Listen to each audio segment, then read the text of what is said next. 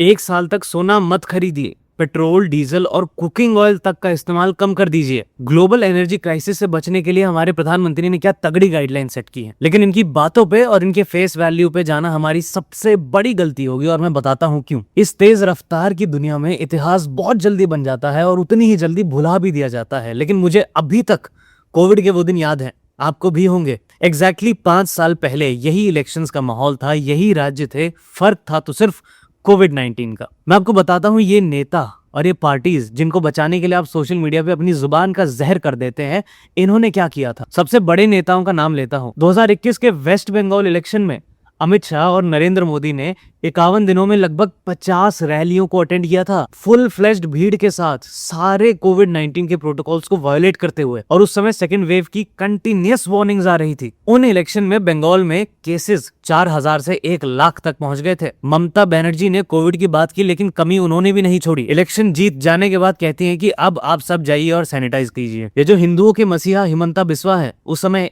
असम के health minister हुआ करते थे और एज अ हेल्थ मिनिस्टर इन्होंने कहा कि असम में तो मास्क लगाने की जरूरत नहीं है, यहाँ तो कोविड खत्म हो चुका है, यहाँ कोविड है ही नहीं। ये जो हमारा स्पाइनलेस इलेक्शन कमीशन है, इन्हें मद्रास हाईकोर्ट ने उस समय कहा था कि you are singularly responsible for the second wave in this country, और तुम्हारे ऊपर तो क्रिमिनल चार्जेस लगने चाहिए क्योंकि तुमने इतने सारे लोगों की जान खतरे में डाल दी है। तुम्हारी आंखों के सामने पूरे इलेक्शन कैंपेन फुल फ्लेज तरीके से चल रहे थे और तुम्हारे मुंह से एक आवाज तक नहीं निकल पाई। स्ट्रिक्ट गाइडलाइन सेटअप की गई।